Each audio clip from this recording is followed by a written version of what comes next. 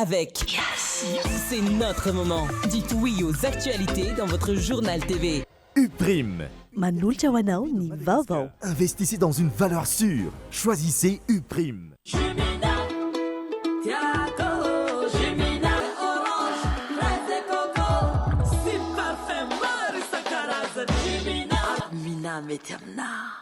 Manolotra ho anao ny vaovao.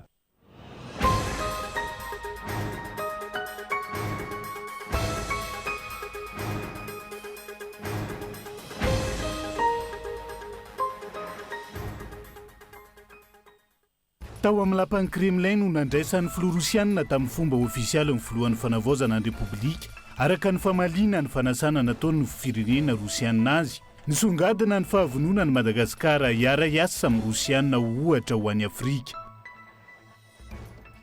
Ahilika avokoa ireo tolotra mety hampidika izy Jirama amin'izao fanarenana izao ary efa miroso ny fanatanterahany izany eny Ankanja hoy ny tale jeneraly ny Jirama. Niova nanomboka ny 9 febroary 2020 lasa teo ny saran'ny fakana viza eto Madagasikara. Fiovana izay nahitana fiakarana amin'ny tatany teo aloha. Ampiofanina eny Ankanja avy hatrany ny tafika ahafahana miroso amin'izay militaira voalaza ny filoham-panjakana ho an'ny fanamboaran-dalana manokana anisan'ny fanaovana sonia fiaraha-miasa teo amin'ny tafika malagasy sy ny orinasa Egyptiana Samkret androany.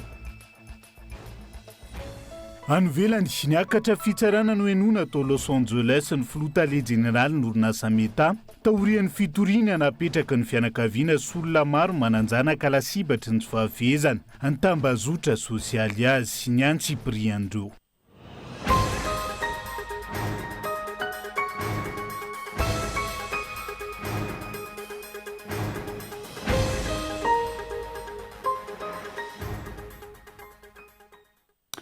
Fotoana ny fampalalam-ba vaotsika indray eto amin'ny fitalavitra kolo fa tena ny arahaba ato amin'ny kilasy tongovava manasa no ihany koa anaraka ny antsiprian'izay avy hatrany mikasika ny akondian'ny filoham-panjakana androsia amin'izao fotoana izao no anomboantsika ny fiarahana amin'ity ala ity.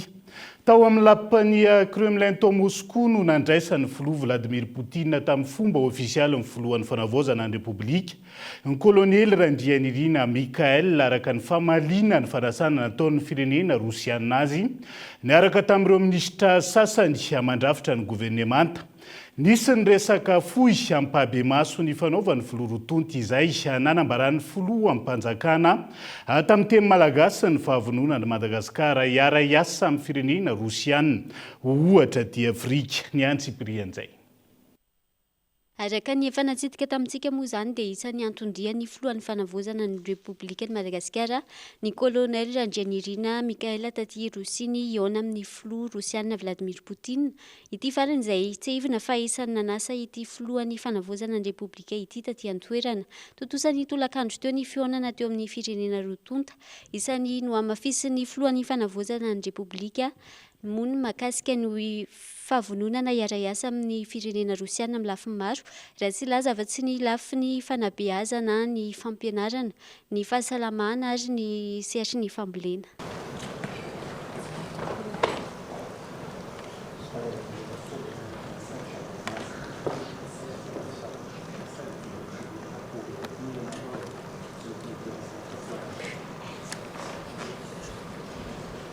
Madagasikara misokatra amin'ny fiaraha-miasa matotra sy mangarahara ho tombotsoan'ny vahoaka malagasy sy ny firenena iray manontolo. Io raha fehezina ny famaliana ny fanasana nataony ny firenena Rosiana ka niaona ny filoha Vladimir Poutine tamin'ny fomba ofisialy tamin'ny filohan'ny fanavaozana ny Repoblika Randrianirina Mikhail tao amin'ny lapan'ny Kremlin ao Moscou. Nisy resaka fohy ampahabemaso ny fanaovan'ny filoha Rontonta izay nanambaran'ny filohan'ny fanavaozana tamin'ny teny malagasy ny fahavononan'ny Madagasikara hiara-iasa amin'ny firenena Rosiana ohatra ho an'ny Afrika. Ny filohatena fisaorana amin'ny fanasana an'azy dia Rosia. Izay firenena eritreretinay fa hananay bebe kokoa ny fotoana sarotra ny Madagasikara politika sy ekonomika. Zahay dia faly amin'ny firenena Rosiana fa vononanay hiara-iasa amin'ny firenena Rosiana lafiny rehetra izay voalazan'olo ny resaka sosialy a, ny resaka fampianarana, ny resaka fahasalamana, ny resaka angovo a sy hydrocarbure, ny resaka infrastructure sy lafiny aramiarana vonina amin'ny fiaramiasa tanteraka ny firenena malagasy. Manoratra fiaramiasa vaovao taoriny 5 taona izay efa nirahatra amin'izay vonina manoratra fomba fiaramiasa vaovao firenena rosiana mba ohatra ao Afrika. Mpiara-miasa manandanja amin'ny Rosia i Madagasikara raha aty Afrika, hoy kosa ny filoha rosiana Vladimir Poutine. Nambarany ihany koa fa mirindra tsara ny fiara-miasa eo amin'ny firenena roa tonta. Manoloana ny fandalovan'ny rivo-doza fity sy Gezani, nitondra ny teny fankerezana ho an'ny Madagasikara ny filoha rosiana ary nampatsiahy ny ezaka fanampiana nataon'ny Rosia manoloan'izany. Efa fantatra ankehitriny fa manao ny ezaka rehetra ny governemanta malagasy hanatsarana ny toerana misy an'ny Madagasikara amin'ny ankapobeny ary finiavana tsara ny nahatongavan'ireo delegaciona malagasy an'ny Rosia ho fanamafisana ny fiara-miasa eo amin'ny firenena roa tonta, hoy hatrany ity filoha rosiana ity. Fotoana izao ahafahana miresaka momba ny fiara-miasa amin'ny sehatry ny fitandrahana renakibony tany, fitsaboana, fambolena, angovo, fanabeazana sy fahasalamam-bahoaka. Voniny Rosia ary asa amin'ny Madagasikara amin'ny lafiny fifandraisana maha-olona eo anivony vovonana iraisam-pirenena, hoy ny filoha rosiana. Andrasana aloha zany hatreto izay mety ho vokatra izay fiara-miasa eo amin'ny Madagasikara sy Rosia izay. Ny filohan'ny fanavozana ny Repoblika ny Madagasikara izay nanamafy hatrany fa vonina hiara-iasa ary misokatra amin'ireo firenena izay mety ahitany Madagasikara tombotsoa manokana. Andrasantsika araka izany ny votoatin'izay feonan'izay ary izana ho taterina ato anatin'ny fampalalam-baovao hatrany. Mialohany izay fionana teo amin'ny filohan'ny fanavaozana ny Repoblika Madagasikara tamin'ny filoha rosiana izay. Nitsidika amin'ny Musée Central des Forces Armées tao Moscou renivohitry Rosia ihany koa ny filohan'ny fanavaozana ny Repoblika. Nisy ihany koa taorian'izay lanonana ara-miaramila fametrahana fehezam-boninkazo teo amin'ny fasany mahery fo manoloana ny Kremlin ho fahatsiarovana ireo miaramila tsy fantatra anarana sy tsy hita popoka nandritra ny ady lehibe. Ndao rahantsika ny antsiprian'izay. Ankoatra ny fionana tamin'ireo diaspora malagasy moa zany dia nisy ihany koa ny fitsidiana ny Musée Central des Forces Armées teto Moscou renivohitry Rosia, musée miaramila izay mirakitra sy mitahiry ireo harem-baka sy tantara mampiavaka ny ady lehibe Roncesy izay nandraisan'ny firaisana sovietika tamin'izany fotoana anjara. Taorian'izay nisy ihany koa moa zany ny fanateram-boninkazo ho fahatsiarovana an'ireo miaramila tsy fantatra anarana na tsy hita popoka nandritra izay ady lehibe nisy izay hatrany. Nitsidika ny Musée Central des Forces Armées tao Moscou renivohitry Rosia ny filohan'ny fanavaozana ny Repoblika ny Madagasikara, ny kolonely Randrinirina Mikael ny maraina teo. Musée miaramila izay mirakitra ny harem-bakoka sy ny tantara nandritra ireo ady lehibe nisesy nandraisan'ny firaisana sovietika tamin'izany fotoana anjara. Musée lehibe natokana ho an'ny tafika rosiana sovietika ny tafika mena nanomboka ny taonjato fa 810 hatramin'izao ho hitanareo anaty fampiratiana izany. Manodidina ny 8 hetsy eo no aranteto. Tsy hatoro anareo avokoa izy ireo fa aza matahotra fa ho singanina izay tena manandanja. Niorina ny taona 770 ny mozea ary tany amin'ny 570 kosa nisy toerana fampiratiana izay nanamarika ny 20 taona nahazoan'ny tafika mena an'ny firaisana sovietika fandresena tamin'ny ady tamin'ny nazi. Karazam-bakoka maherin'ny 9 hetsy no aranty amin'ity toerana ity. Ary isan'izany ny fahatsiarovana ny Yuri Gagarin, rosiana niakatra teny amin'ny volana voalohany ny 12 aprily 1970. Isadita taratra nandritra izao fitsidiana izao, ny herim-po sy ny herin-tsaina nananandry zareo rosiana. Taloza anisan'ny zavatra tiako nijeren'io film rosiana, film mikasika ny ady lehibe faharoa indrindra dia nanome ahy ina moa zany ohatra ny hoe niemotra taona maromaro nakany aoriana nijery ny zavatra misy eto. Ny zavatra nisarika ny saiko dia ny herim-po sy ny herin-tsaina nananan'zareo rosiana tamin'izany fotoana zany satria tsy mora le izy nanomboka taty amin'ny 770 tonga hatraty Stalingrad sy namany ady tamin'ny fantany. dia zay no de raiko a ny herim-po ananana sy ny fitiavatanindrazana ananana rosiana zay angamba no efa nyteneniko teo ny fitiavatanindrazana ary ny fitiavatanindrazana ary tsy tokony anadinoantsika ny tantara zay miainantsika rehetrarehetra hatramin'izay miaina ny razambe malagasy indrindra ohatra zay zavatra tokony ananantsika koa satria ny fisehon-javatra ohatran'izao ny fisiany zavatra ohatran'izao no mitazona n'ilay fitiavatanindrazana amin'ny firenena anankiray taorian'izay nisy tokoa ny lanonana ara-miaramila fametrahana fehezam-boninkazo teo amin'ny fasany mahery fo manoloana ny Kremlin ho fahatsiarovana ireo miaramila tsy fantatra anarana sy tsy hita popoka nandritra ny ady lehibe fametrahana fehezam-boninkazo izay datrehan'ny filohan'ny fanavaozana mivady.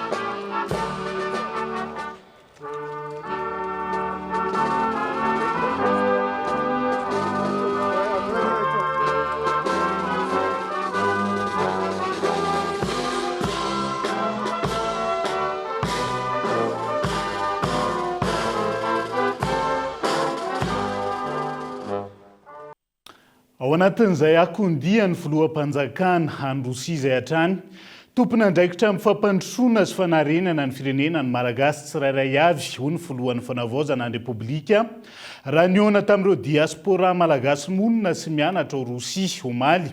Ity faran'izay nanamafy fa ny akolokolo sy ny tsy fananana fitaovana sy ny lafiny arabola ny vato misakana tsy ahafahana mampandroso ny firenena. Maro ireo teboka anodiniana nandritra ny fionana teo amin'ny andaniny sy ny ankilany ka isan'ny loha laharana ny jerena manokana ny resaka kolokolo izay mbola manjaka raha ny eto Madagasikara manokana. Daniela Minoso. Raha ny hitantsika amin'izao moa izany dia aty Rosia no misy anay amin'izao fotoana manatrika ny fionana eo amin'ny filohan'ny fanavaozana ny Repoblika ny Madagasikara ny kolonely Randrianirina Mikaela sy ny filoha Rosiana Vladimir Poutine. Fionana izay notanterana ho famalina ny antso fanasana nataon'ny filoha Rosiana. Ho an'ny omaly raha tsy ahivina dia tamin'ny 3 ora tolakandro teo izahay no tonga nigaty natao amin'ny seranam-piaramanidiny Moscou nandritra izay ny harivan'iny moa izany tamin'ny 7 ora hariva teo nisy ny fionan'ny filoha malagasy tamin'ny bureau diaspora malagasy monina sy mianatra ary miasa aty Rosia. Isan'ny lohahevitra maro no nodiniana mahakasika izay ho fanarenana ny firenena. Isan'izany ohatra ny lafiny fampianarana izay hoe ny fampianarana malagasy aloha izany raha fampianarana hatreto tsy mifanaraka amin'izay hoe fivoaran'ny toetrandro izay ka mila jerena akaiky. Eo ihany koa ny tokony hitrandranana ny harem-pirenena araka ny tokony izy. Andeharantsika vetivety ary ny sombony mahakasika izay. Niona avy hatrany tamin'ireo diaspora malagasy monina sy miasa ary mianatra ao Rosia ny filohan'ny fanavaozana ny Repoblika Madagasikara vantany vao nigadona tao Rosia omaly tolakandro. Teboka maro no mila arenina raha ampandroso sy anarina ny firenena ny mpitondra fanjakana ankehitriny hoy ireo diaspora malagasy monina sy miasa ary mianatra ao Rosia. Isan'ny notsindrin'izy ireo mafy ny mahakasika ny tokony hitrandrahana ny arenam-pirenena araka ny tokony ho izy hialana amin'ny findramam-bola sy fiankinandoha amin'ny anivelany ny rafim-pampianarana izay tsy mifanaraka amin'ny fivoaran'ny toetrandro ny tontolon'ny fampananana asa ho an'ny tanora fa indrindra ny drafim-panajariana ny tany na ny plan d'urbanisme ny ankamaroan'ny trano miorina raha tsy laza afa-tsy ny Aotoamasina ohatra izay saika tsy manaraka ny fenitra avokoa antony mahadibodrano isan-taona ny ankamaroan'ireo faritra iva. Raha mbola hanao trano azo dia amin'ny taona ho avy tonga indray rivotoza io dia mbola ho rava io. Zay mananana ny teknôlôjia dia préfère mba hoe mba lakilaky izy atao endurable izy. Raha ohatra ka manana ny possibilité zany tokony rochangement. Mila hatsaraina ny système, non seulement le système fa ny content ao anatin'ny fampianarana. tena tadiavina zay satria mba hitovy niveau amin'ny mpianatra Europeana, Amerikana sy Rosiana ny mpianatra malagasy. Ka tokony hararaotina izao fotoana izao hoe maro ny tanora malagasy manampahaizana zay tokony ho exploitena, ho mena fahafahana mitondra zay fahaizana zay ana Madagasikara. Ankilany, mbola mafy hatreto ny ady amin'ny fanarenana ny firenena ary voakasika izany avokoa ny sehatra rehetra. Mbola manjaka amin'ny sehatra maro ny kolikoly. Tsy ampy ihany koa ny moyen na ny fahafahana ara-bola sy ara-pitaovana hoy ny filohan'ny fanavaozana ny Repoblika Madagasikara. Saingina eo azy izany, efa manao ny ezaka tsikelikely amin'ny fomba rehetra amin'ny fanarenana ny firenena ny fiadidina ny fanavaozana ny Repoblika hoy hatrany ny filohan'ny fanavaozana ny Repoblika Madagasikara ny kolonely Randrianirina Mikael raha namaly ireo diaspora malagasy ao Rosia. Ny olana amin'ny zavatra ho tenenitsika rehetreto dia ny tsy fananana moyen. Zay foana ny olana amintsika. Verina amin'ny resaka izay nataontsika rehetra teo tsy maintsy verimberina ino hoe tsika ho izy ny ato na mahay manao ninona ny ressource stratégique ninona moa zany ny arena kibo amin'ny tany rehetra dia tsy tokony anakarena fa na izay raha mbola minasa amin'ny teny fa tsy inyrery fa raha haitsika manao nio resaka fomba ahafahana mame nio resaka fandoavana taxe rehefa atao hoe taxe sy ny impôt io a Madagasikara tsy tokony hatataka zany. Fa ny problema lehibe amintsika ao dia kolikoly zay foana io. Na iza amin'ny resaka nataonareo rehetra teo a dia ny kolikoly daholo no iverimberina eto. Araka izany, efa eo ampanomanana ny fikaonandom-pirenena ny tompon'andraikitra eto Madagasikara amin'izao. Ny etaetan'ny vahoaka ny tokony avohitra amin'izany fa tsy ny kajikajy politika. Manao antso ho avo amin'ireo mpamatsy vola sy mpandrarà ny filohan'ny fanavaozana ny Repoblika ary nilaza fa vonina handray azy ireo i Madagasikara. Avelantsika eo zay akondiany filoham-panjakana ny velan'izay fa mbola ao anaty trosa tanteraka ny orinasa JIRAMA amin'izao fotoana. Arak'izany ahilika avokoa ireo tolotra mety hampidika izy ny JIRAMA amin'izao fanarenan'izao. Hoy ny tale jeneraly ny arefa miroso ny fanatanteran'izany eny Akanja. Ampy hatrany ny fanazavany ankilan'ny herinaratra vokarina fa olana ara-teknika no mahatonga ny fahatapahan-jiro. Mitranga amin'izao fotoana izao, Tojondrina Tahiry. Tsy fahatomombanana amin'ny tambazotra mitondra herinaratra sy olana ara-teknika no mahatonga ny fahatapahan-jiro mbola mitranga amin'izao fotoana izao hoy ny JIRAMA. Izany dia noho ny fahanteran'ny fitaovana manoloana ny tanjaky ny herinaratra zakainy. Efa ampy hamatsinina ny filana ny tanjaky ny herinaratra vokarina ary mananambombava aza isika amin'izao fotoana izao hoy ny fanazavana. Noho izany, mampiena ny fampiasana solika ny JIRAMA ho fampiarana ny fitsitsina. Satria betsaka ny orana amin'izao fotoana izao dia mandeha zato isan-jato avokoa ireo centrale zany mandeha amin'ny herin'ny rano. Ny dikan'izany amin'ny pointsika zany dia mana excédent de production entre 20 à 25 mégawatt. Dia raha eto Antananarivo tsy isy atahorana zany hoe misy délestage amin'ny pointe amin'ny arivo. Io moa zany tena ilazana azy satria amin'ny atoandro manana excédent amin'ny 60 mégawatt ihany tsika. Ao anatin'ny fitsitsintsika zao zany hoe rehefa misy ny irika dia manala an'ireo mandeha amin'ny solika foana zany ny JIRAMA mba ahafahana tsy mampiasa bitsaka an'izay zany satria fantatsika fa vola ihany koa no miala amin'ireny zavatra io. Manodidina ny 2 miliara ariary eo no trosa mitambesatra amin'ny JIRAMA izay navelona ny mpitantana teo aloha raha ny nambara ny tale jeneraly ny orinasa ity ny jeneraly Hajatiana Rasolomanana Androany. Ny anarana ny orinasa nefa no iraka mpanaovinay hoy izy ka ho ahilika avokoa manomboka izao izay tolotra rehetra mety andetika sy ampiditoza ny JIRAMA. Ny trosan'ny JIRAMA zany dia any amin'ny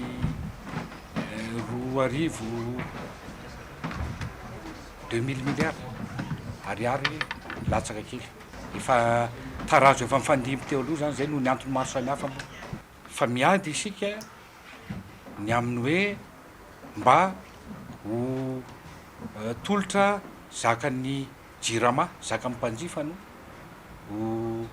ho azosika amin'ireny tolotra ireny. Aisako avokoa izay mety ho tolotra mety mbola ampirenika ihany ny JIRAMA.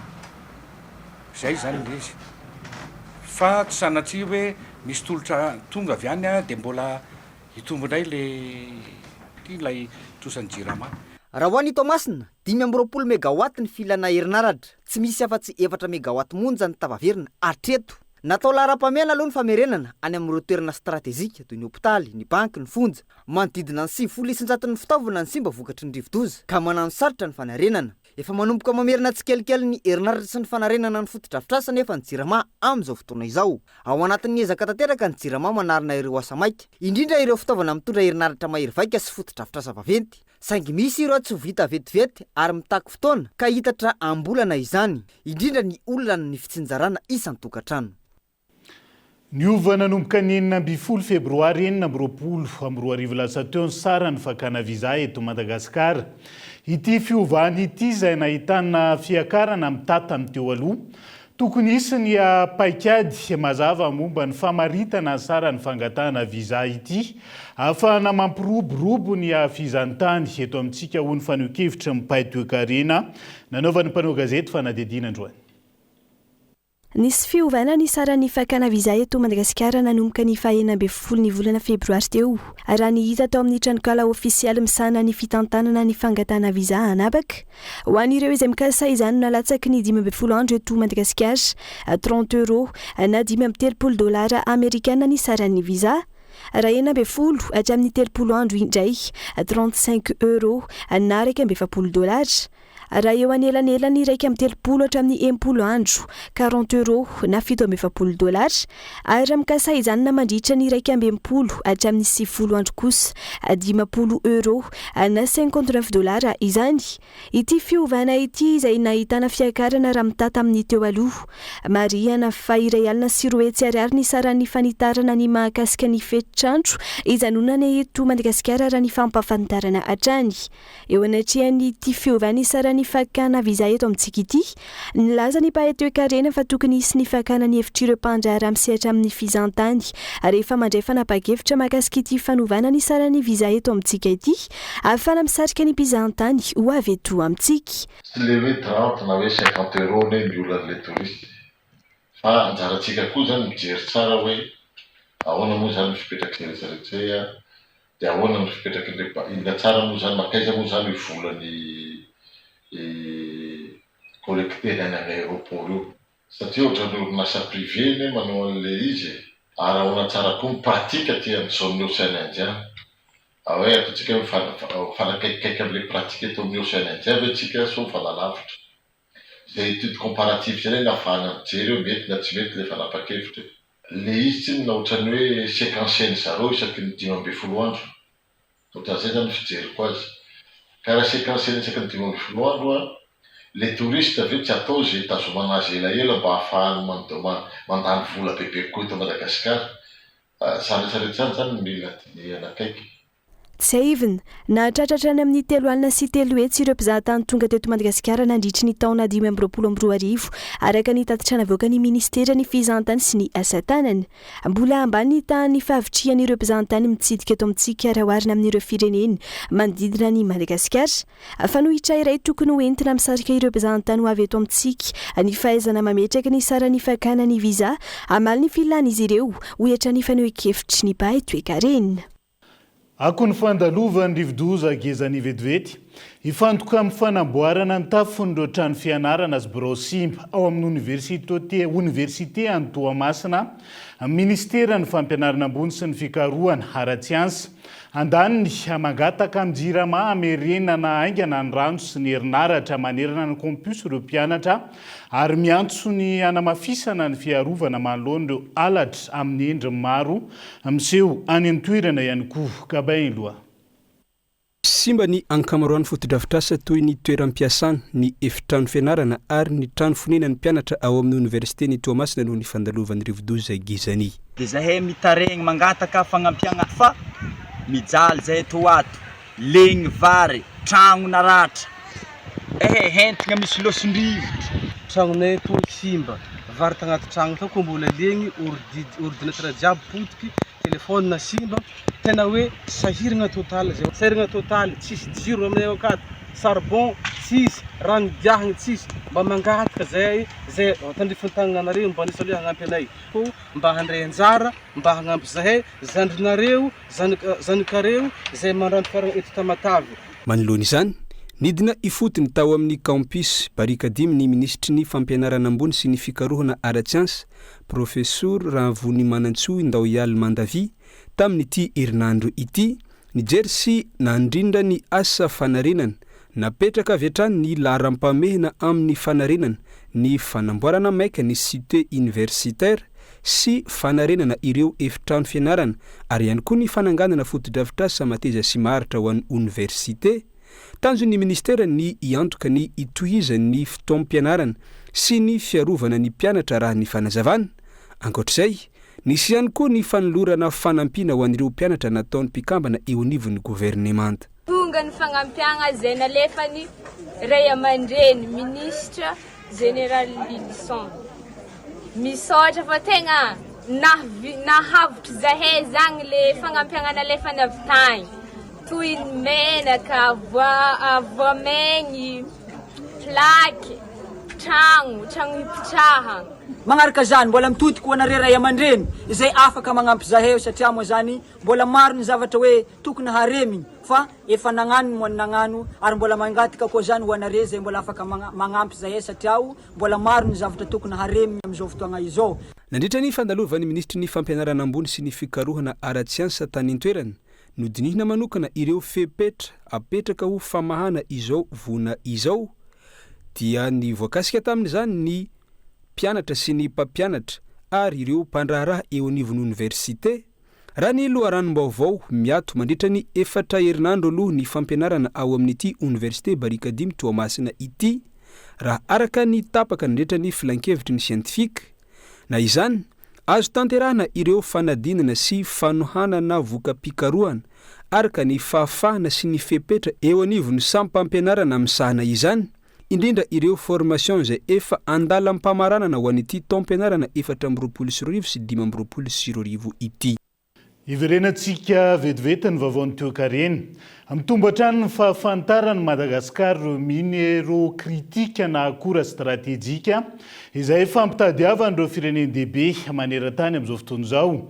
Naombo ny fikarohana niarahana tamin'ny niarahan'ny-mpianatra malagasy japonais avy amin'ny université any Akita sy ny ministera ny arena kibonitany sy loharano-karena stratéjika kanisa ny valim-pikarohana natolotra amin'ny ministera tompon'andraikitra androany valim-pikarohana izay zava-dehibe na izany amin'ny fitrandrany ireo akora na amin'ny fisarihan ireo mpampiasa vola ihany koa ho an'ny tombotsoan'ny firenena sy ny vahoaka malagasy. Doarahantsika ny antsiprian'izay. Nanolotra ny valim-pikarohana natao teto Madagasikara sy tany Mozambika tamin'ny ministera ny renan-kibonitany ireo mpianatry ny université Akita Japon fikarohana miompana indrindra tamin'ny karazam-bato pegmatita izay mitondra ny beril tanjon'ny fikarohana ny amantarana ny toerana misy ireo akora stratéjika na ny substance stratégique eto Madagasikara hisintomana ireo mpamatsy vola. M'intéressé andry zareo ny beril sy ny terarary ireo substance ireo moa dia tonga amin'ilay ataonay hoe substance stratégique izay mampiazakazaka ny tany mandroso sy antony lehibe dia voalohany transition énergétique indrindra izany hoe énergie fossile na haute carbone moa ny filaza azy dia hosoloana amin'ny énergie bas carbone izay ireo vato ireo no tena ahitana an'izay basy carbone izay. Fa ny tanjona ao anatin'ity fiaraha-miasa ity zany dia hamantarana hoe inona ny zava-misy eto aizany misy an'ireo le atao hoe substance stratégique dia rehefa fantatra izay fantatra ny habeny dia miattirer investisseur izay mampisiritra ny mpamasy vola izay. Miroso hatrany arak'izany ny fikarohana momba ireo akora stratéjika eto Madagasikara taoriny atrikasa niarahany ministera ny renan-kibonitany tany amin'ny conférence des Nations Unies sur le commerce et le développement ny volana janoary teo kiondalana goavana indray ity natao niaraka tamin'ny mpianatra avy any Akita ity tanjona ny ahafantarana misimisy kokoa ireo akora stratéjika hanamorana ihany koa ny fisarihana ireo mpamatsy vola ka hitondra ny anjara-birikiny mavitrika amin'ny toe-karena marina ny sehatry ny renan-kibonitany. Izay ihany koa no entintsika misentry vetivety ao anaty dokam-barotra fohy rehefa avy eo mbola maro ny fanadihadiana azy vaovao misongadina mbola hoentina aminao santionan'izay ny olana ara-tany ny faneho-kevitry ny minisitra tompon'andraikitra manoloana an'izay eo ihany koa ny vidim-bary amin'izao fotoana izao ao anatin'ny tapany faharoa ny fampalalam-baovao.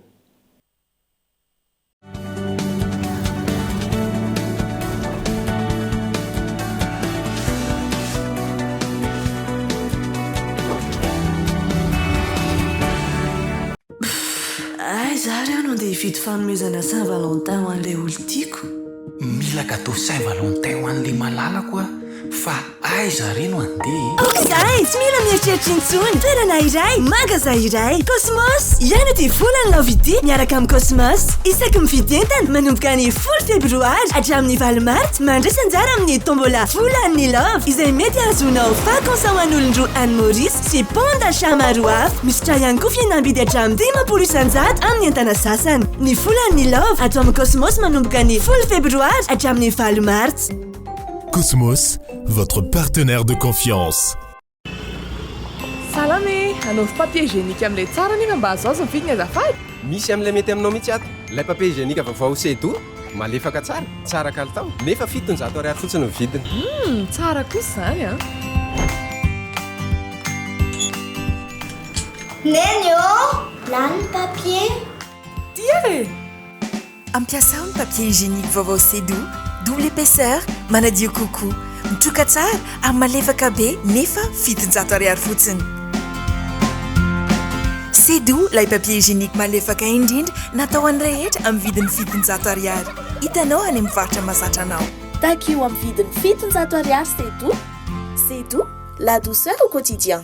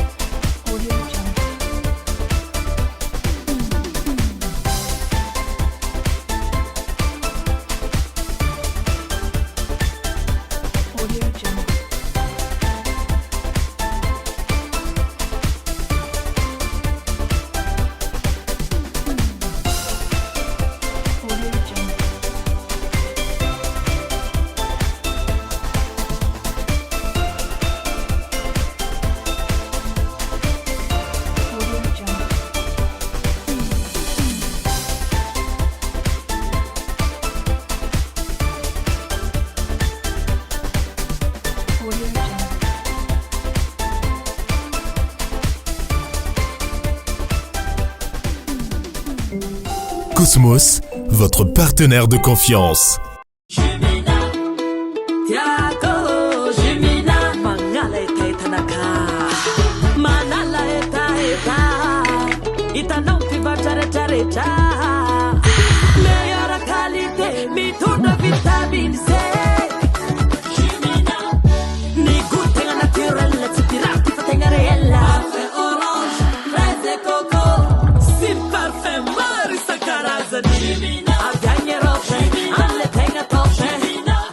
Mety amina. Taraiky le mail avec AP. Titis connexion titas. Denise Moussa t'a dit l'offre au Mireille. Ah, le bêtise à nouvelle recherche. Msutran fait one chondre. Souk fait Marianne San. Pi puissance S moins 1 fois sinus de pi. Mila me télécharge fiche fa trop bête mi artorti. Ji, fa les resources à refa ou teniko hoe apitra fibrine. Fibrine? Fibrine 49 000 ariary fotsiny dia efa manana fibre optique ao an-trano tonga va haingana any amin'ny asa tao akaiky anao.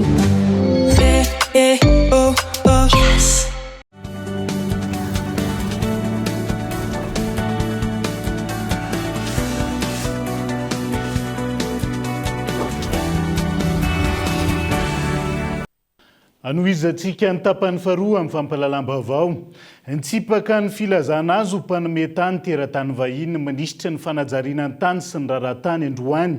Nambarany fa fanomezan-dala ny efa nisy tamin'ny fitondrana teo aloha no mitarika olana amin'izao fotoana izao. Ary efa nahavita dingana famanjany ny fitondrana fanavaozana. Nanamafy ihany koa ny minisitra androany fa tsy andefitra amin'ireo tambazotra mpangalatra tany ny fitondram-panjakana ankehitriny. Gabain loha. Nandiso ny tsaho miely misy amin'izao ka milaza azy ho manome tany ho an'ny teratany vahiny ny général Lilson René de Roland ministry ny fanajariana ny tany sy ny raharahantany androany. Tsy mbola nisy ny na indray mandeha taratasy fanomezana tany ho an'ny vahiny nandritra izay 3 volana na ministra azy izay ny tena ny raha ny fanazavana fa taratasy efa voasony tamin'ny fitondrana teo aloha no miteraka olana amin'izao fotoana.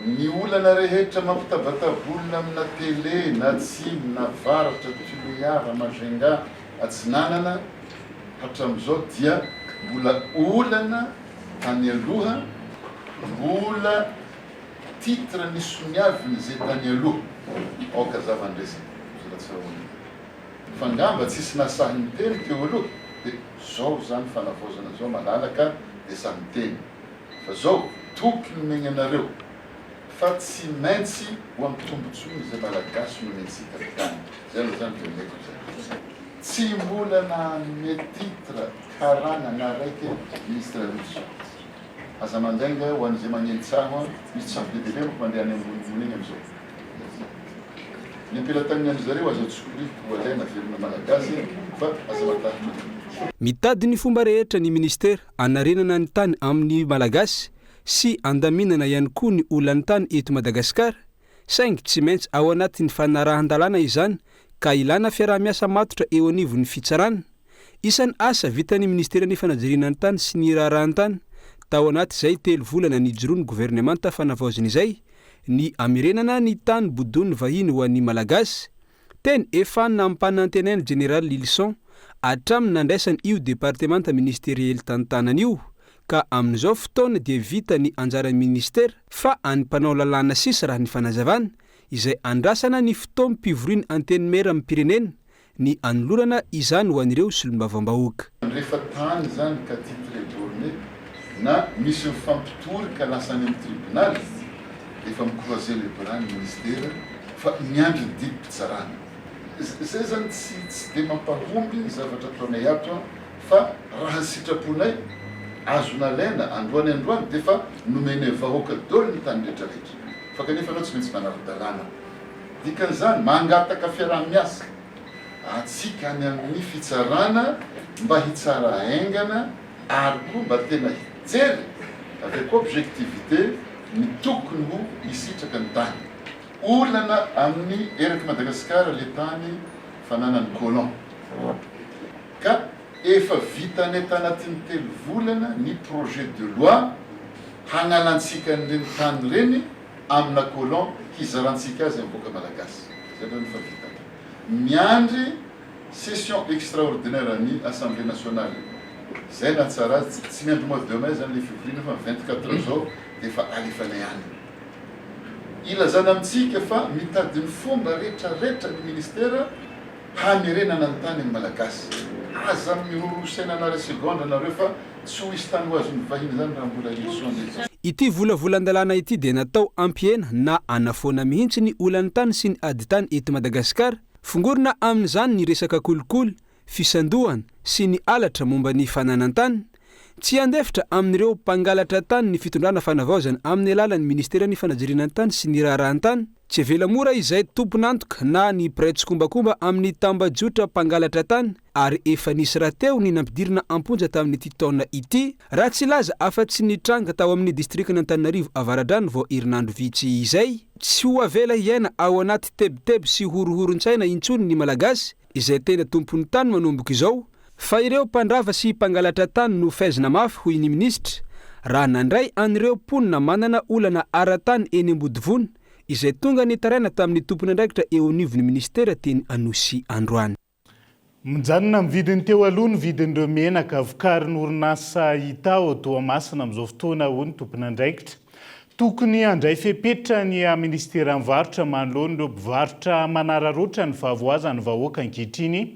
n'orinasa Ita izay miantso ny fitondram-panjakana ihany koa hamany olana herinaratra any Toamasina ankehitriny ny antsiprian'izay ireo mpamigady sy manjary sasany no mampiakatra ny vidiny menaka fa tsy avy amin'ny orinasa mpamokatra hoy ny teo anivon'ny orinasa Ita tao Toamasina miantso ny mpanjifa fampilaza ny ministera tompony andraikitra izy ireo manoloana ny fanararaotany vokariny Ita zany dia tsy misy fisondrotany ary tsy mieritreritra mihitsy ny ampiakatra ny vidiny menaka zany ny orinasa Ita satria izany dia natao mihitsy hoe ho fitsimbinana antsika ao anatin'ny fotoana ohatr'izao dia tsara isika raha mba mifampitsimbina raha mba mifampijery fa tsy manararoatra amafisiko anatin'izany ihany koa fa tsy misy ary tsy hisy ny ataontsika hoe rupture na tsy fisiny menaka satria efa niomana ny amin'izany ny orinasa Ita raha misy zany hoe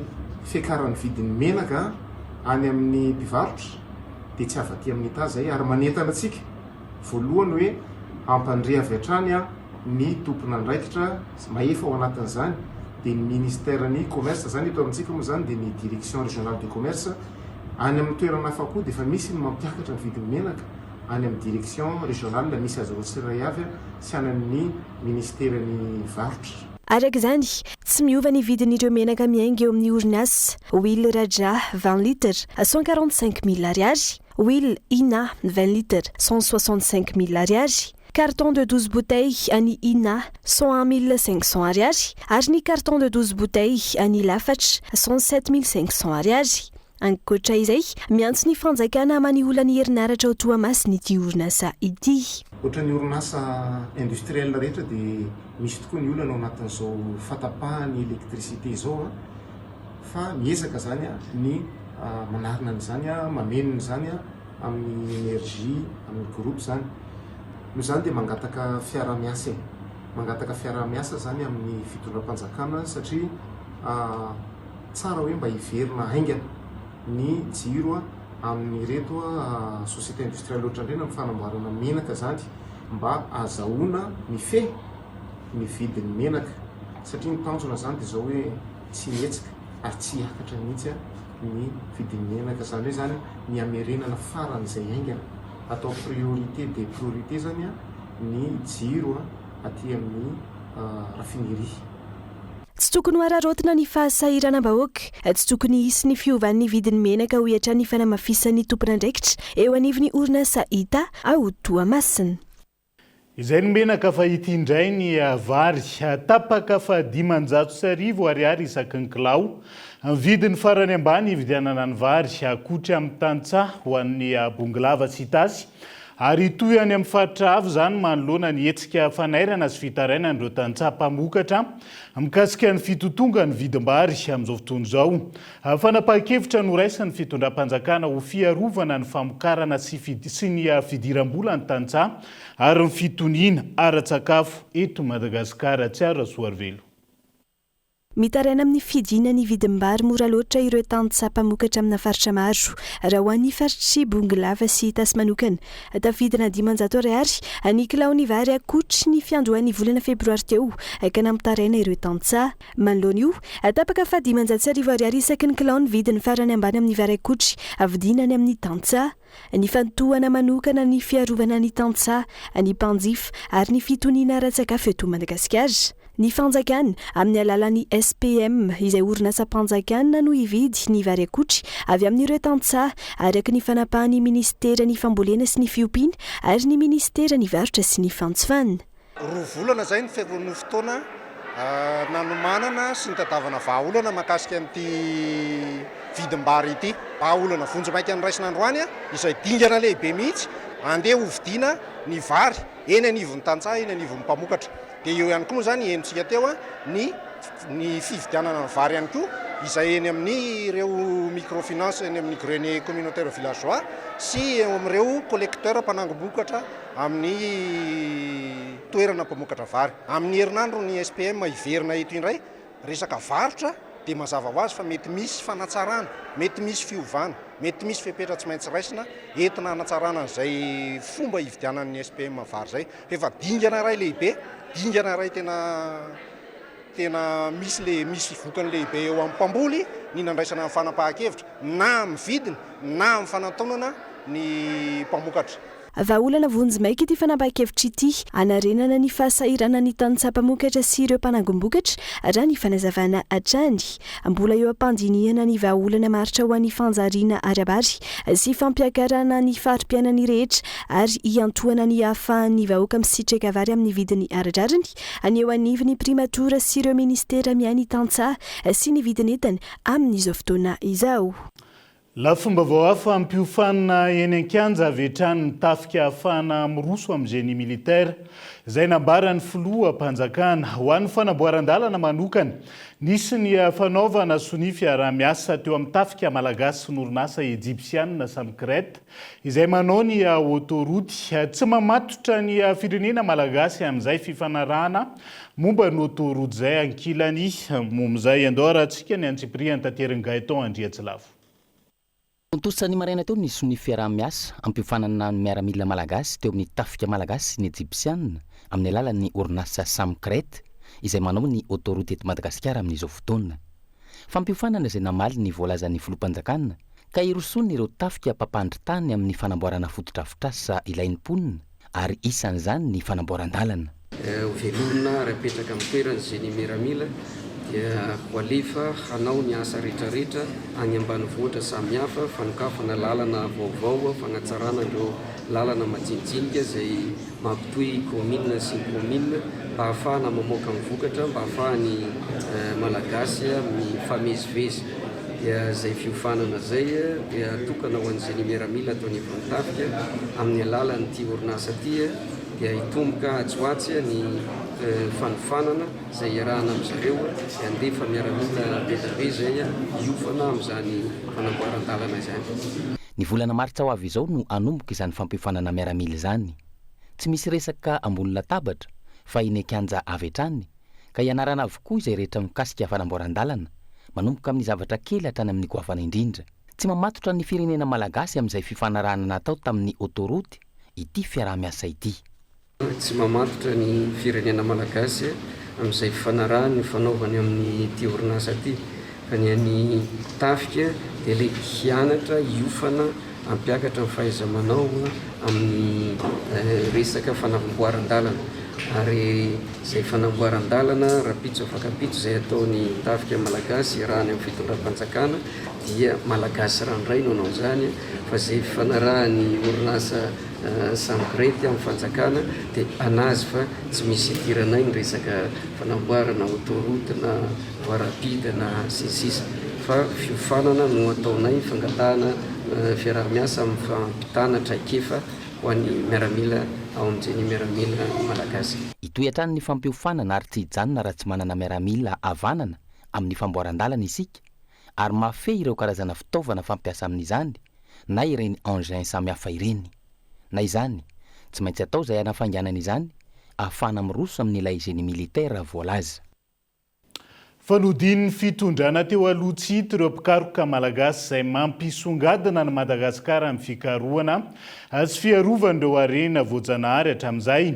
Lesoka reniny izany amin'izao fotoana ka ho tohanana ny asa fikarohana malagasy manomboka izao ny Prime Ministre lehiben'ny gouvernemanta nandritra ny lanonana fanolorana fankasitrahan'ireo profesora mpikaroka kalaza roa tamin'ity androan'ity. Ny asa fikarohana sy ny asa fiarovana izay manandanja amin'ny fampandrosoana maharitra eto amin'ny firenena ho ihany koa ankilan'izay ny ministry ny tontolo iainana ny Antsipriany. Vina ao anatin'ny paikadym-pirenena ho amin'ny fampandrosoana ny toe-karena ny fiarovana ny tontolo iainana sy ny harena voajanahary mampiavaka ny Madagasikara. Mandray anjara amin'izany paikady izany ny asa fikarohana ara-tsiansa ho ireo mpikaroka malagasy afaka ampandrosoana sy anasogandinana ny firenena ny zavaboary samihafa eto amintsika raha omena lanja ny asa fikarohana sy ny asa fiarovana ho ny faneho-kevitra. Madagasikara manana an'ireo harena 5,5 isan-jato sika mampiavaka firenentsika. Dia matetika zava-misy tsisy maharatsy ny fiaraha-miasa amin'ny vahiny fa kosa aleo le malagasy mpikaroka malagasy zany any amin'ny talentany amin'izay. Fa itsika Madagasikara zany za dia miteny foana hoe tsy voatery hikitika eny ambanin'ny tany tsika fa raha voakarakaratsika tsara eny ambanin'ny tany voakarakara tsara mpikaroka sy ny fikarohana mandroso Madagasikara. Ny antotena ireo mpikaroka kalaza raha nitondra avy ny anarany Madagasikara tamin'ny setra iraisam-pirenena ho izy ireo no amaevanina sy nolazaina ho tsy mahay mihitsy ho ny mpitondra teny filoha teo alohan'ny Rajoelina Rajaivina. Areniny izany ka ho tohanany fitondram-panjakana izy ireo ny Prime Ministre. Marika voalohany amin'izany ny fankasitrahana ireo mpikaroka kalaza malagasy roa no karakarain'ny fikambanan'ny mpanao gazety mivoha ny vaovao ara-tontolo iainana androany.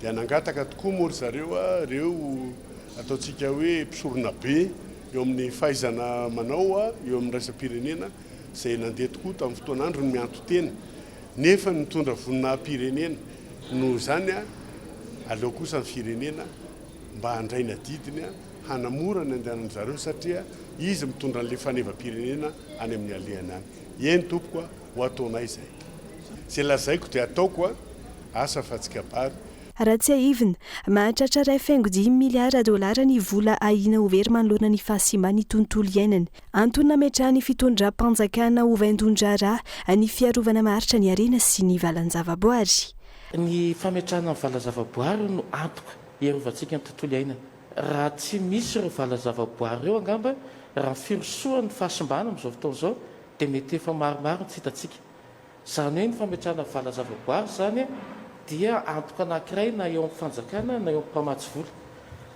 dia ireo valan-javaboary raiky amby roapolo ireo izy ireo fa efa tao izy ireo fa misy niaro izy ireo fa mataona maro ireo mpitantanareo no nangataka hoe mba hanana an'izay hoe fa statuma air protégé an'zareo zay mandray anjara amin'ny fanatratrarana ny tanjona hiaro ny 300 amin'ny tany sy ny ranomasina mitahiry ireo karazany zava-mananaina ny asa fikarohana ohatra ny ireo pikaroka mifandray ny asa fikarohana sy ny asa fiarovana ary ny asa fampandrosoana fa tsy voaja ny masotsivana tamin'nandraisana ho mpiasa mpanjakany ireo mpianatra nivoaka tao amin'ny ENS tamin'ny 12 febroary teo ny fanambarany ny fikambanan'ny mpianatry ny ENS eto Madagasikara androany nanambara ihany koa ankilan'ny mpiasa ny fahasalamana mivondrona ao anatin'ny vovonana anova fa nisy fanodikodinana ny fandraisan'ireo mpiasan'ny fahasalamana ho mpiasa mpanjakana ho antaona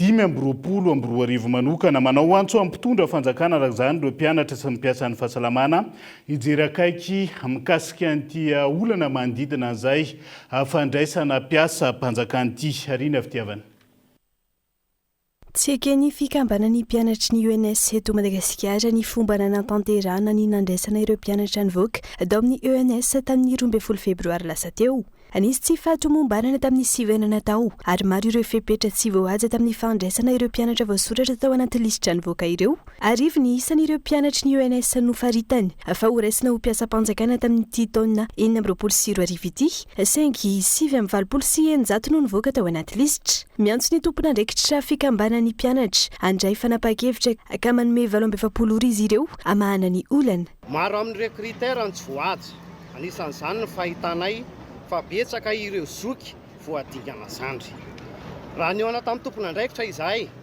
dia nilaza izy ireo fa mbola misy ny deuxième mami ile poste budgétaire miisa 211 nefa tsy mahavoavan'ny olanay izany 211 fotsiny izany satria mbola maro ireo promotion zoky tsy voaray madame ministre miangavy anao an-tanandroa izahay mba hijery akaiky sy handray fepetra farak'izay aingana amahana izao olana izao satria fotoana ny fanavaozana izao ka afaka anarenana ny fomba fiasa sy ampanjakana ny mangarahara ny fandraisana ny mpiasa-mpanjakana ho mpampianatra ankilany avelotaraina ihany koa ny mpiasan'ny fahasalamana manoloana ny olana amin'ny mbola tsy nandraisana azy ireo mpiasa-mpanjakana 500 ny isan'ny mpiasan'ny fahasalamana voasoratra ho raisina mpiasa-mpanjakana ny taona 2024 raha toka 300 isa ho an'ny taona 2024 nanambara ny mpiasan'ny fahasalamana ho anatin'ny vovonana anova fa 700 ny isan'ireo mpiasan'ny fahasalamana ho anaty lisitra niraisina ho mpiasa-mpanjakana ny taona 2024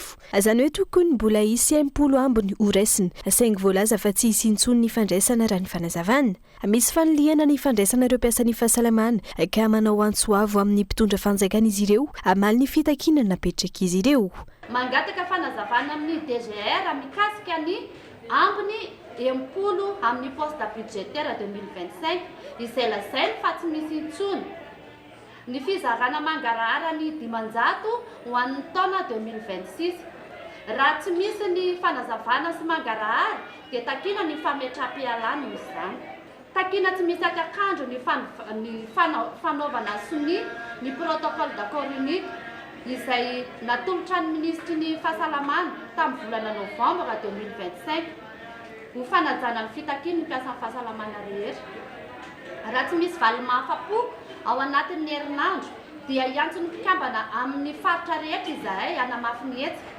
izay mety hitarika amin'ny fampitsarana azy eo anatrehan'ireo olana amin'ny fandraisana mpiasa-panjakana eo anivon'ny ministera ny fanabeazam-pireneny sy fahasalamam-bahoaka eo am-pandaminana ny famahana ny olana ny tompona andraikitrisa-tsokajy ny rano fanazavana isy ny fijerena akaiky izany isy ny mangarahara sy anaraka ny fepetra mifeny fandraisana mpiasa-panjakana. Isy lalam-bavao amboarina miala eny amin'ny rokady arivo ankoron-drano manitsy miazo anadota-penaka miroso amin'ny fanadiadiana ny tompona andraikitra manao izany amin'izao fotoana izao ka manohitra avy hatrany fandalovany tetika asa eny an-toerana ny mponina izay efa nanao hetsika indromy antaona raha ny teny Akazomanga manokana. Isan'ny tsy eken'izy ireo ny fandrodanana trano na efa nanazava ny anoneran'ireo trano voakasika ny tetika asa aza amin'ny mpanao fanadiadiana ankehitriny tojondrina tahirino mitatitra ny antsiprian'izay. Nikorotana ireo mponina etsy Akazomanga manoloana ny fahitan'izy ireo fa voakasiky ny tetika asa fanamboarana lalana vaovao miala eny akoron-drano mamakivaky ny tanimbary manampaka ny arabe an'Andraharo ary miazo ny lalam-baovao diga andota-penaka izy ireo. Tsy tokony mandalo eto aminay ity tetika asa ity fa any ankafa hoy ny fanazavana nentin'ireo mponina. Noho izany lavin'izy ireo ny fikasana fandravana ny tranony ho fanamboarana ity lalana ity. Izahay mponina Akazomanga varotra tsy hoe contre an'ilay projet fa mba efa nisy kosa projet initial dia zay projet initial zay novaina fa ny telony ty fa zay mangataka kosa hoe mba avelao iverina na projet initial le izy zay any misy tany malalaka any tsy hoe tsy maharesy lahatra anay fa lay fiovan'le izy fa ny telony no tsy ekenay fa avelao le projet initial tana voalohany indrindra mihitsiny fa le izy mifindra foana le izy dia na ny olona nahazo permis de construire raha zao lasa tsy manana lasa hoe voravana ny tranony inkeo. Raha ny fanazavana nentin'ny tompona andraikitra misanina ny fanadiadiana tamin'ireo mponina tsy mbola izao no isian'ny fandravana trano amin'ny tetika asa io fa fanadiadiana savaranonanda aloha hatreto ny tanterana amin'ireo faritra ho lalovan'ny tetika asa. Mbola isy ny fanadiadiana maromaro ho tanterana ka raha feno ny fepetra izay vao irosona ny fanatanterana ny asa. Tsy maintsy honerana ny fananana rava. Fa isika zao mbola tsisy décret d'utilité publique, mbola tsy misy date limite d'éligibilité ary mbola étude de faisabilité ty. Raha ohatra zany ka ho atao ty tetika asa ty ny calendrier dia amin'ny ty taona 2026 ty zany mamarana an'ilay étude environnementale, sociale sy étude technique. Dia mety isy amin'izay zany eo rehefa avy eo ny fitediavana famatsim-bola ny anaovan'ny fanjakana an'ilay izy. Zay izy vao miditra amin'ny fifanaraham-pamatsim-bola amin'ny japonais. Zay vao manao sonia amin'izay. Rehefa vita zay dia miverina ty indray zany zay manao an'ilay fanadiadiana final, zany hoe amin'le recensement définitif. Mety anohany amin'ny faraparan'ny taona 2027 any zany dia mazava tsara ny étude technique sy ny tontolo iainana sy ny fiarahamonina rehetra dia mety anohany amin'ny 2028 any zany vao misy ny appel d'offre ho an'ny entreprise anatanteraka azy. Nandahatra amin'ny farany ny fandalovan'ny tetika asa eo amin'izy ireo hatrany anefa ireto mponina mitaky ny iverenana amin'ny safidy voalohany izy ireo izay manoritra mazava fa mahitsy ny lalan'ny tetika asa mandra-patongany eny amin'ny lalam-baovao ary ajanona ity safidy fahatelo mahavoakasika azy ireo ity. Rehefa jerena ny takelaka misy ny fanazavana ara teknika ny lalana mitovitovy amin'ny rokadiny arivo ny endriky ny lalana amboarina ary mifampitohy amin'izy io ity lalana vaovao amboarina ity. Efa nisy ihany koa ny fitokonana nataon'ny mponina Akazomanga Atsimo andro maromaro lasa izay noho ny fandrenesan'izy ireo ity vaovao ity. Ampiatran'ny fivoriana iraisam-pirenena ho an'ny vovonan'ireo fikambanana kristianina misehatra amin'ny fahasalamana eto Afrika Madagasikara. Ity fivoriana iraisam-pirenena andiany faharoa amby folo ity izay atao ny 4 hatramin'ny 9 febroary ho avy izao ka ny foibe FJKM no mikarakara ny fandraisana izany riana fitiavana. Tanterahana isaky ny roa taona ny fivoriana iraisam-pirenena ho an'ny vovonan'ny fikambanana kristianina misehatra amin'ny fahasalamana eto Afrika. I Madagasikara no handray izany amin'ny alalan'ny foibe FJKM izay mikarakara azy amin'ny ity taona ity. Hotontosaina ny fa 4 amby 20 ary ny 4 amby 20 ny volana febroary eny amin'ny Pau Antaurivato. Firenena 2 amby 20 no anatrika izany ary 420 ny fikambanana andraynjara ifatoka amin'ny fampivoarana sy ny faharetan'ny drafitry ny fahasalamana aty Afrika ny fifampidiniana mandritra io 3 andro io. Ny vokatra andrasana ao anatin'izao aso zao dia ny atao hoe ny fandiniana ny rafitra ara-pahasalamana ny hoavin'ny Afrika. Ny zava-dehibe voalohany dia ny finoana sy ny fitondra filazantsara sy fototra iorenan'ny fitsaboana ao Jesosy Kristy izany. Faharoa dia ny fampivoarana manoloana ny fivoaran'ny teknôlôjia sy ny tontolo zava-misy maneran-tany dia manana variteny amin'izany ny atao hoe tolotra ara-pahasalamana sy ny fikambanana ara-pahasalamana anatin'ny setrin'ny Afrika setra kristianina ary fampaharetana zany asa lehibe tanterana eo anivon'ny fitsaboana izany. Ny atao anatin'izany dia fampizarana ny traikefa ary fiara-miasa ny fiangonana sy ny fanjakana. Isaorana manokana Andriamatoa Prime Ministre izay ray aman-dreny-pia izao fotoana lehibe fandraisana ny vahiny eto Madagasikara ao anatin'izany antelona ny 2020 febroary ho avy zao. Andiany 12 ity fivoriana iraisam-pirenena amin'ny vonan'ny fikambanan'ny kristianina misehatra amin'ny fahasalamana eto Afrika ity. Tafiditra ao anatin'ny fiara-miasa amin'ny fanjakana sy ny fiangonana izao fandraisan'ny FJKM azy izao ho fampiroboroboana ny lafiny fahasalamana aty amin'ny faritry Afrika. Mifarany tondray ny fiarahantsika ho any androany ankasitrany ianao nanaraka ny fampalalamba avao hatramin'ny farany mandra-pitafa ho amin'ny raha-pitondray ary veloma tomboka.